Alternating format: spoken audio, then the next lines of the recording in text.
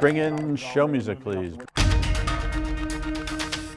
Hi, I'm CNBC producer Katie Kramer. Today on Squawk Pod, we're diving into crypto. Bitcoin has bounced back, but investor Anthony Scaramucci has another bet, Solana. Whichever asset is in your portfolio, the Mooch is optimistic about crypto. You do have a regulatory regime under Paul Atkins and President Trump that are favoring the technology and are going to allow for this, and I think it's very transformative.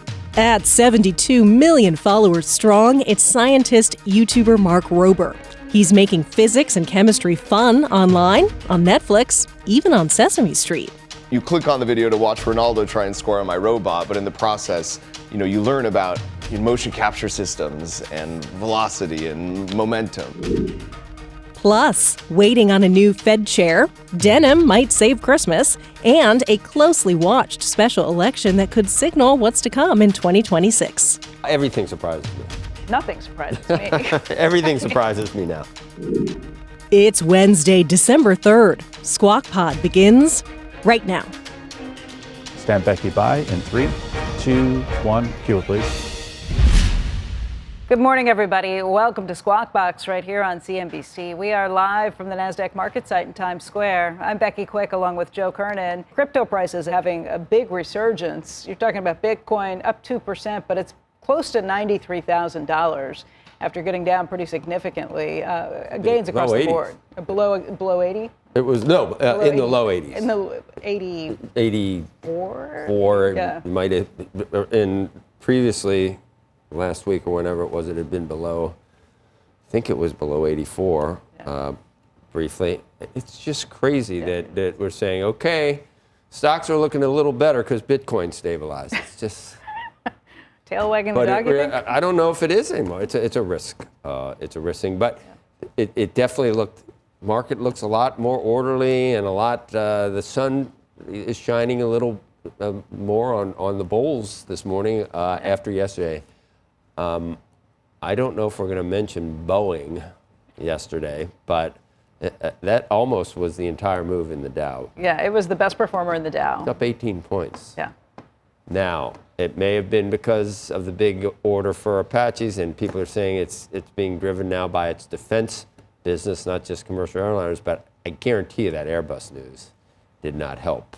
Or didn't help. It did help Boeing, and it certainly didn't help Airbus yesterday. So I don't know. It's Wednesday. Many times the beginning of the week is, I just think traders feel it's Monday. Like all of us. Yeah, like all of us. By Wednesday, it's like, getting towards the weekend. The weekend will come. I'm going to buy some stocks and some Bitcoin. On today's Squawk Planner, some quarterly results. Macy's getting set to report. This is after another great parade, I think you'd have to say, and a pretty darn good dog show. The Westminster. That wasn't. No, it's the National Dog Show with John O'Hurley. Oh, yeah. The Westminster's in Philly? I think this is the National Dog Show. Guy does a great Fred Willard impression from Best in Show. We're going to... So why does she grab him there? Yeah, what? Why does she grab him there? They do it doggy. Do they do it doggy style? He actually... We're also going to hear... We're talking about Best in Show for anybody who hasn't seen the show, who hasn't seen the Fred movie. Willard. Hilarious. We'll be announcing somebody probably early next year for the new chairman of the Fed. I talked to Scott about taking the job, but he doesn't want it. You got the greatest job here. Yes, sir. Right? He said, no, I want to stay chairman. I want to stay right where we are, Treasury. And I think we're doing really great, aren't we? Yeah? We're doing great, sir, and it's a great team to be part of. Yeah, no, it's amazing. And President Trump says that he will announce his pick early next year on who he wants to lead the Federal Reserve after Jay Powell. Speaking at a cabinet meeting, the president referred to the National Economic Council director, Kevin Hassett, as a potential Fed choice. He also said that Treasury Secretary Scott Bessent doesn't want the job. Over the weekend, Trump said that he had decided on who he wants to replace Powell. The Wall Street Journal reporting that the White House canceled interviews with Fed chair finalists that were set to start today. which tells you a little bit more about what he was thinking. And in his comments yesterday, he said, "Oh, is he here? We got a potential Fed chairman. Should we call him potential? Yeah, he said, should we call him potential?" Hass said I was expecting him to have a look on us. You can take me when I make a look like that. That's a good idea, director. Make the look. He was kind of, but he wasn't. He wasn't. He was like this. He was just smiling like Cheshire Cat, almost like he knew. But I guarantee you, we don't know.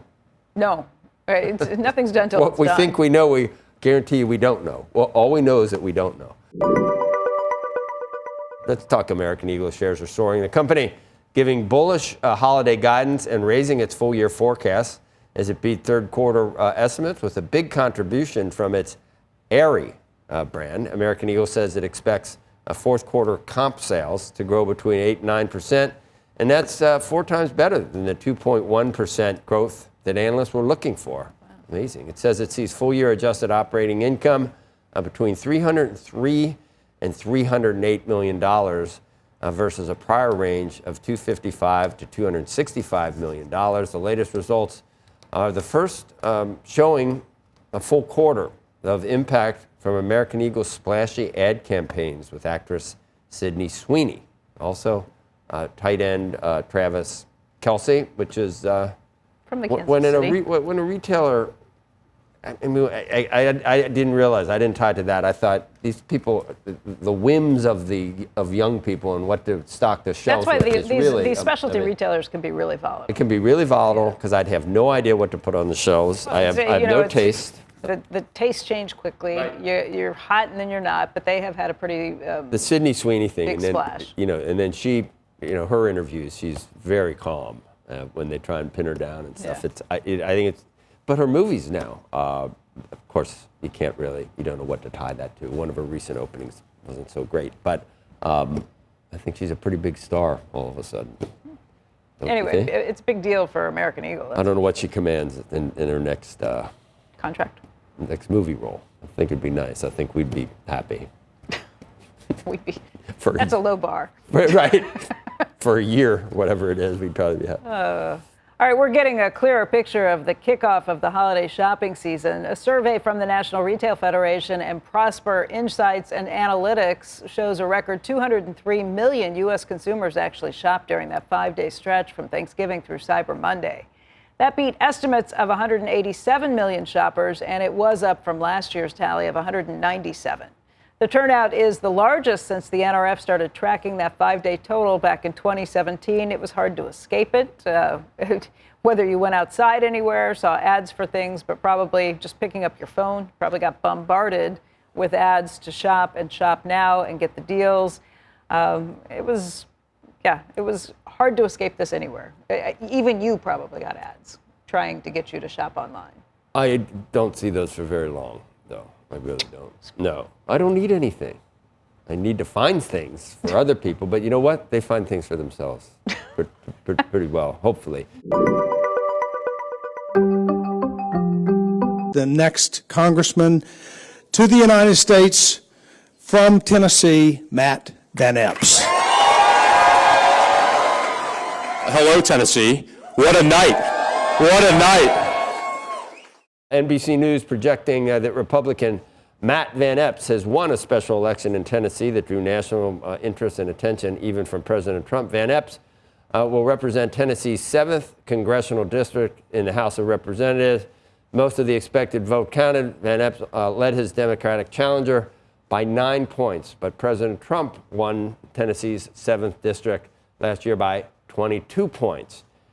So it's noteworthy in that it was even anywhere near that close, and also noteworthy with, some of the stuff that came out that this individual had said or indicated that she believed in the past, that it got anywhere close to, I think she got 45%. She in did. Tennessee, to his 54. with saying things that were just beyond the pale in terms of.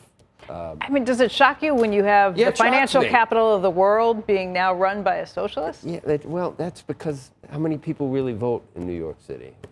I could say the same in most congressional districts. Well, it's a million. A special people election out of a is city. not. It's a million people out of a city. I don't know what it was. But a special election never draws as many voters because there's nobody else on the ballot up to It's get to bring them out? It's not a great sign for. It's for not the a good GOP. sign. I'm not. But does anything surprise you these days? Yeah, it's a lot. Everything surprises me. Nothing surprises me.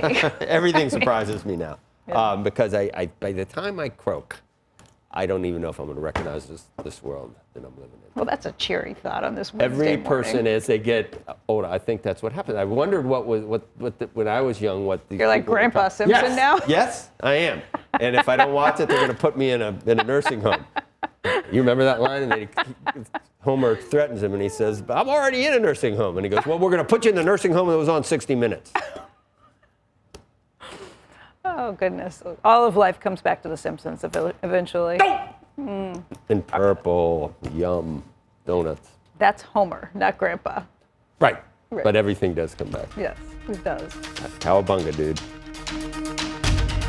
Tease will be next. Coming up next on Squawk Pod, a new era for crypto, according to Anthony Scaramucci. He's betting on Solana as a long-lasting standard. Alta Vista, Ask Jeeves, we had AOL Search, okay? They got big-footed by Google. But this is mature enough now where there will be 3 or 4 players that emerge in the next 5 years that are going to be industry standards. We'll be right back.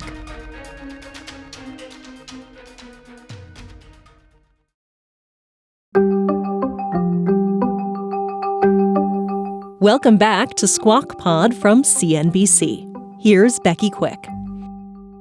Folks, we've just got some numbers out from Macy, out with its quarterly results right now. Courtney Reagan joins us on the Squawk Newsline with those numbers and some comments from the retailer's CEO. Court. Hi, good morning, Becky. Yeah, stronger than expected third quarter for Macy's. Adjusted earnings coming in at 9 cents. Consensus was for a loss of 14 cents. Revenues of $4.71 billion, also stronger than the estimated $4.62 billion. Macy's putting up the strongest total comp sales growth in 13 quarters.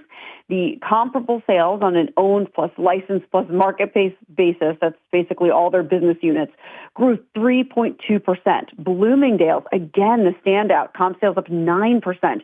Macy's nameplate comps up 2%. Bluemercury up 1.1%. Gross margin, 39.4%. That beat expectations, but fell from a year ago, and Macy's attributes that to the tariff impact, though they do like their mitigation actions to be able to get to that point. And with 1 quarter left, albeit the very important holiday quarter, Macy's is raising guidance, expecting revenue now to be between $21.48 billion and $21.63 billion. That does bracket the Street's estimate of $21.5 billion. Adjusted earnings now expected for the full year, $2 to $2.20. That is above consensus of $1.96, but this is the third quarter, remember, just beat by a pretty large margin. So I spoke with CEO Tony Spring, who said, look, we see a resilient consumer. Our guide is not a ceiling, it's a guardrail. The fourth quarter guidance takes into account our prudent view that we're going to see a more choiceful consumer. And let me just say, by prudent, I mean sensible, well-informed, and thoughtful. And then he also said regarding prices, if you looked within any given category, there is merchandise that is more expensive than it was a year ago. In some cases, there is improvement in the quality or embellishment in the fabrication. In other cases, the price has simply gone up. But obviously, consumers of Macy's seem to be handling it fairly well based on these results. But a really big month or two here left to go. Back to you guys. Okay, Courtney, thank you very much. Right now, that stock is off by about 2 cents. Joe? Yes? It's you. Oh, for investors looking to expand beyond Bitcoin, there's a new book coming out next week, Solana Rising, Investing in the Fast Lane of Crypto. Breaks down the blockchain, the major players behind it, and how it can be integrated into a crypto portfolio. Joining us now is the author, Anthony Scaramucci, Skybridge Capital founder and co-managing partner. It's good to have you on, Anthony. Joe, you read that the way my mom wrote it, Joe. Yeah, I appreciate exactly. it. She's a wonderful lady. We're all cutting our teeth together. Maybe not you. You've got a good, firm grasp enough to write a book about Solana. But let's start right at the beginning. Similar to Ethereum, it's a blockchain, and it can be the backbone of a lot of really quick transactions in DeFi. Yeah, well, a lot like the James, discussion that you were having earlier today with David and Bob. I mean, there's going to be layer one technology Not to bore people at home. Ethereum is a layer 1 technology. Hyperlink, Hyperliquid would be one as well. And I think all we're saying is that you'll be able to put a smart contract or a security, formerly known as a security, and tokenize it. And you'll be able to use the Rails system of the blockchain, one of these. I think Solana will be one of the big winners. It's not to say that the others are not also going to win. I believe they can cohabitate with each other. And the analogy I would use for people at home is a little bit like the cloud. When we started using cloud computing about 20 years ago, people were reluctant to use it, and then they understood there was great safety and anonymity in the storage, and then it proliferated, and you have many cloud vendors, and I think that's going to be the case in this world of tokenization. But this particular token has very unique properties. It's very cheap to use. Very cheap. It's incredibly fast. Fractions of a cent. Yeah, 50,000 transactions. Many more transactions per second. Many more transactions, and Anatoly.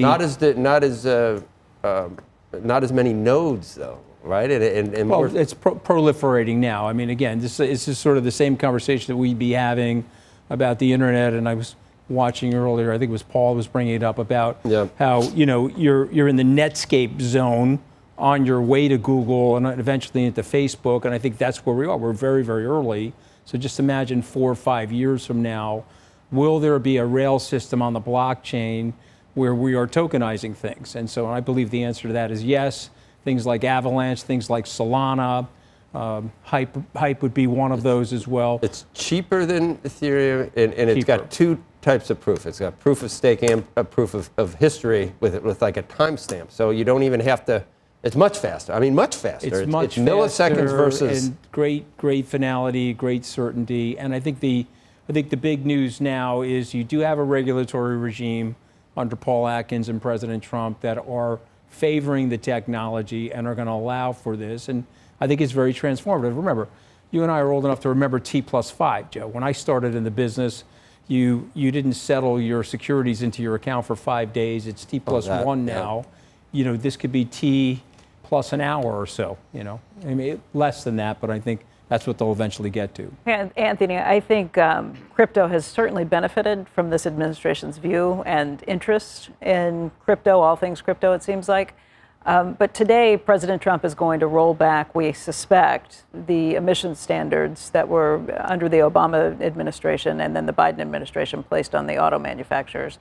Do you think that if there is a different administration down the road, it could roll back anything that's been done here? And what would that mean for the industry? Or once this is out in kind of beyond a fledgling state, is it too late to stop it? First of all, it's a great question because that's the central thesis. If you said to me right now, what would I be worried about in the future is this sort of regulatory pendulum that's going back and forth in Washington. I would really like to see this industry and other industries have Washington take a post-partisan or a more transformative approach.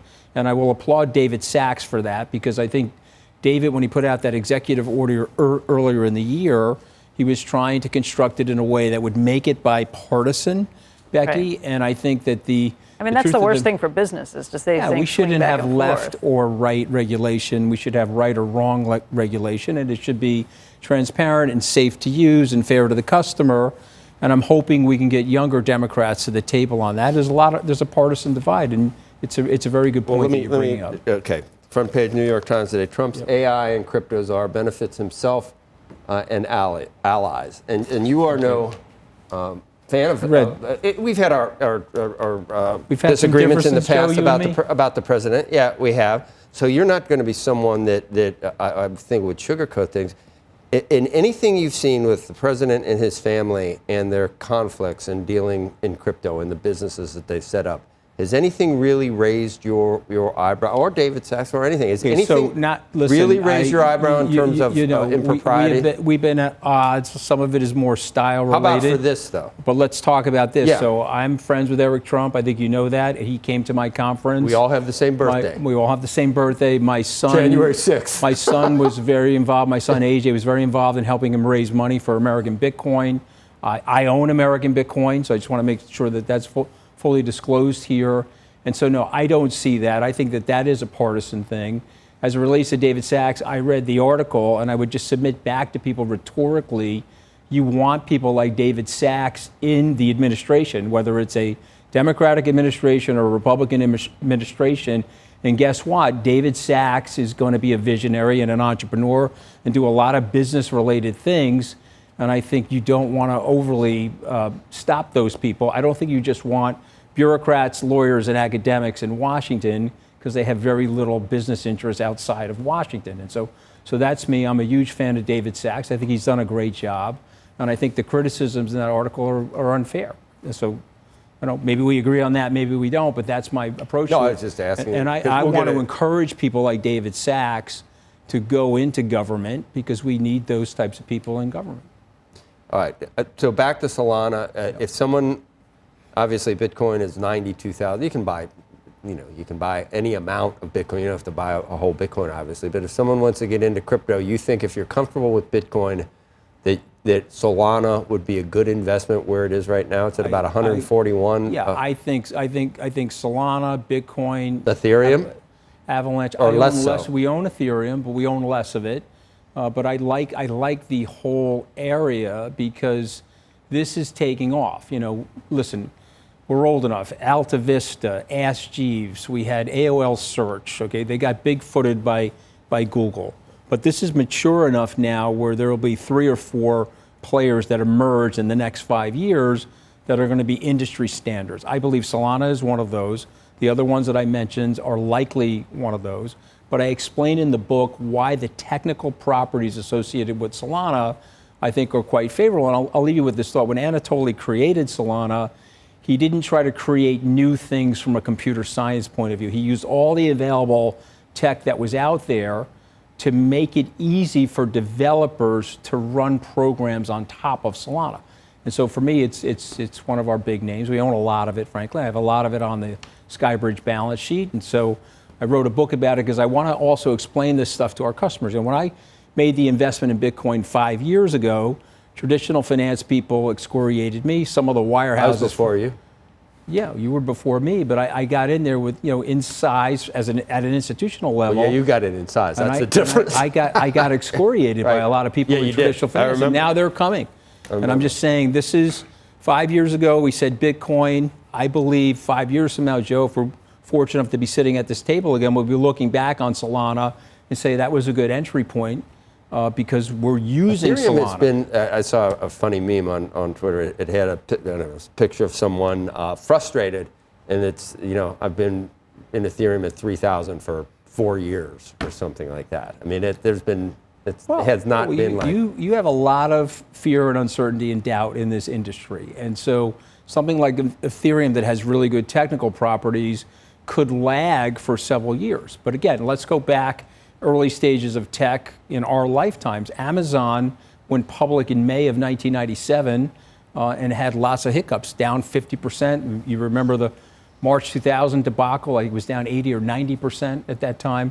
And the point is, as things are adopting and scaling, if they are good fundamentally, you should hold them, which is why we never left our Bitcoin thesis. So the speed of Solana and it's much cheaper. That for you overcomes. It's not as distributed as Ethereum. But it's becoming more distributed. Okay. It's growing the scale of its distribution. So then it would have no negatives versus Ethereum. Listen, I think that people will want some customization. If you go to the big chief technology officers at the Fortune 50. Yeah. They may go to they may be on Avalanche because you have the subnets on Avalanche that can allow for more customization.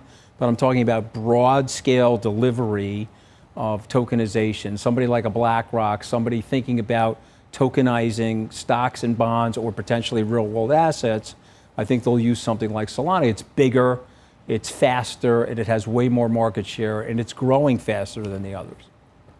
But I like them. What was your Aura Ring reading today? We can compare to Andrew. No, I had a bad sleep score this morning because I had to get up. You were nervous about coming on here. No, I wasn't nervous, Joe, but I had to get up early because I had to drive in from the outside. You were anxious. I knew Becky would be here to protect me. Yeah, you're anxious. Exactly. But I knew Becky would be here. And Andrew wouldn't be here to support. Well, he offers good defense when I need it. I know he does.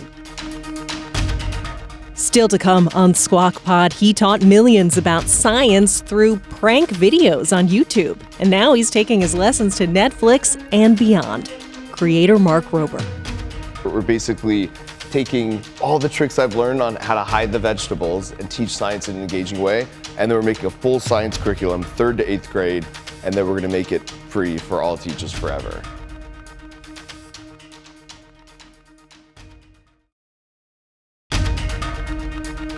You're listening to Squawk Pod, today with Joe Kernen and Becky Quick. Elmo, welcome to Crunch Labs. Up and Becky, cue. Our next guest has conquered YouTube with more than 72 million subscribers. You heard me right. I think that's up from 60 million subscribers at this time last year. That's right.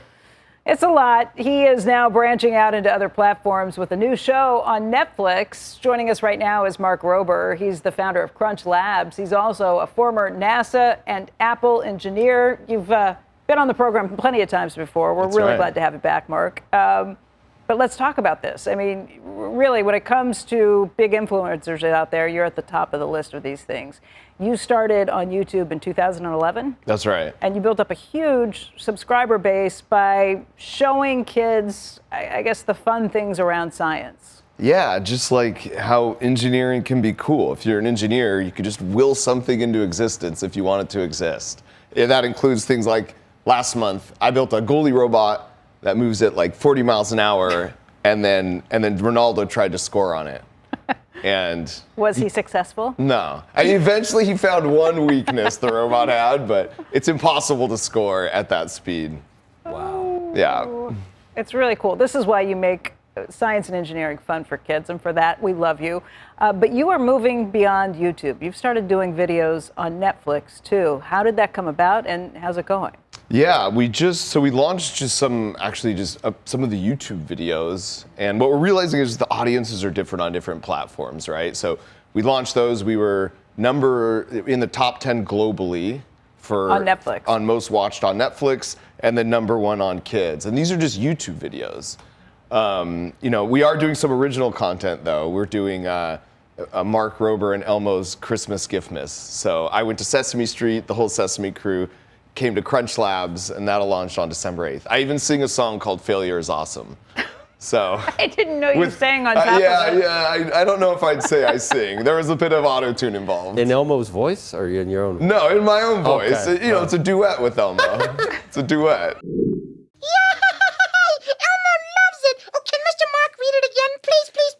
Okay, but this is the last time. Okay. There's a new Elmo, isn't there? The other guy's in jail, I think. That's a long time ago, Kevin Clash. Yeah. Yes. And then next holiday season, Jimmy Kimmel and I were doing another competition show that involves teachers. That's going to be really, really cool. So you're expanding not only beyond your audience, but it sounds like the age demographic that you would, because I always think of you as being like preteen and teen, especially with the Crunch Labs boxes that you put out. That's right. My kids in. And that's kind of the thing is, we've seen double-digit profit margins and revenue growth for 4 years now since we launched. With the Crunch Labs boxes. With the Crunch Labs boxes, Which, by the way, for those who don't know, if you're just seeing this for the first time, the boxes are ways to, it's a monthly or an annual subscription. It comes once a month, and kids can use it to actually build their own things. You teach them how to build along. You said that perfectly, Becky. That's right. And so part of the expansion, though, to your point, is, now with Creative Kit, so this teaches the creativity. I do creative engineering. So this is like the creative aspect of it. And it's like ages 6 and up. So we now have, offerings on subscription boxes from ages 6 to 106. And, it's a little bit of a Trojan horse to get kids, younger thinking like an engineer. That's kind of what we promise. Is this like a squirrel theme? Because for those who aren't familiar, your squirrel mazes were some of the most popular things that you ever did that really brought people in. I see a squirrel on the back. Yeah, is that right wrong? Here. So each one comes with like an animal friend. You kind of build out a town. And we kind of study the concept of creativity and what goes into it with Dr. Adam Green at Georgetown. And so you build out a town, and there's kind of guardrails on how to build this, but then there's like opportunities to get really creative on like how you actually make your town and build it out. And each one comes with an animal friend Of course, the first one's a squirrel. Okay, so the whole point of this has been that you've been able to do this pretty cheaply on your own. The videos aren't cheap, I should That's say. right. You're using six figures for every one of these videos that you make. Yeah. But then you get such play from it that it's very quickly profitable? Yeah, that's right. And that's, that's kind of the secret sauce of the creator economy is your CAC is really low because you get eyeballs through the platforms, Customer acquisition costs. Yeah, your customer acquisition costs. So, through YouTube, now Netflix, we also launched on Samsung. It's the largest FAST channel. So our idea is just like we want to reach as many brains as possible. So we make the content, it's really high quality, it teaches engineering principles, gets kids, and adults stoked about science, education, learning. And, I call it hiding the vegetables. So you click on the video to watch Ronaldo try and score on my robot, but in the process, you learn about, motion capture systems and velocity and momentum, right? So that's a formula that's just kind of worked for us, and it's a beautiful thing to live in this day and age where you can do that. Are you ever going to bring investors in? Is there a need for additional capital? What would you use that for? I mean, you're getting pretty huge reach already. Yeah, it's a great question.